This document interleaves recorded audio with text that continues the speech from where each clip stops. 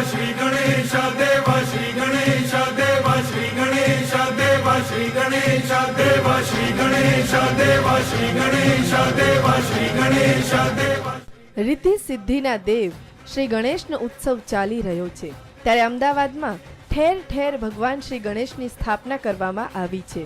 દરેક જગ્યાએ અલગ અલગ થીમ પર ગણેશજીની સ્થાપના કરવામાં આવી છે, પરંતુ અમદાવાદના બાપુનગર વિસ્તારમાં મુસ્લિમ સમુદાયના અસલમભાઈ છેલ્લા 5 વર્ષથી પોતાના ગેરેજ પર ગણપતિની સ્થાપના કરે છે।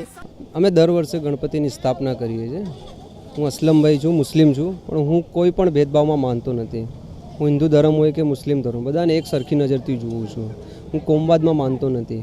હું સમાજમાં એક સંદેશો મોકલાવવા માગું છું કે અમે બધા મળીને દરેક ધર્મને આ રીતે એક સમાન માન આપીએ। જો મુસ્લિમનો તહેવાર હોય કે મુસ્લિમનો કોઈ ફંક્શન હોય તો એમાં હિન્દુ સમાજ જોડે રહીને ભેગા થઈને હળી મળીને એ ઉત્સવ ઉજવવું જોઈએ। એ રીતના મુસ્લિમ સમાજે પણ હિન્દુ ધર્મના દરેક તહેવારોને રાજી ખુશીથી ઉજવ્યા જોઈએ।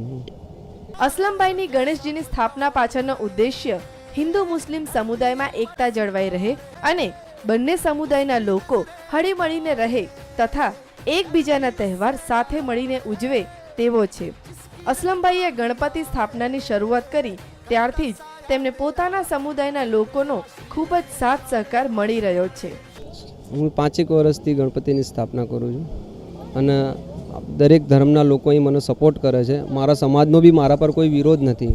અહીંયા અમારા પડોશીઓ છે બધા મને સપોર્ટ કરે છે। રાજકારણીઓ પોતાના રાજકીય રોટલા શેકવા માટે લોકોને લડાવે છે અને લોકો વચ્ચે ભાગલા કરાવે છે, પરંતુ એક સામાન્ય માણસ દ્વારા બંને સમુદાયની એકતા જળવાઈ રહે તેના માટે આ એક અનોખો અને ઉમદા પ્રયાસ થઈ રહ્યો છે। કેમેરામેન મીત ભટ્ટ સાથે કશ્યપ જોશી, ન્યૂઝ ઓનલાઈન, અમદાવાદ।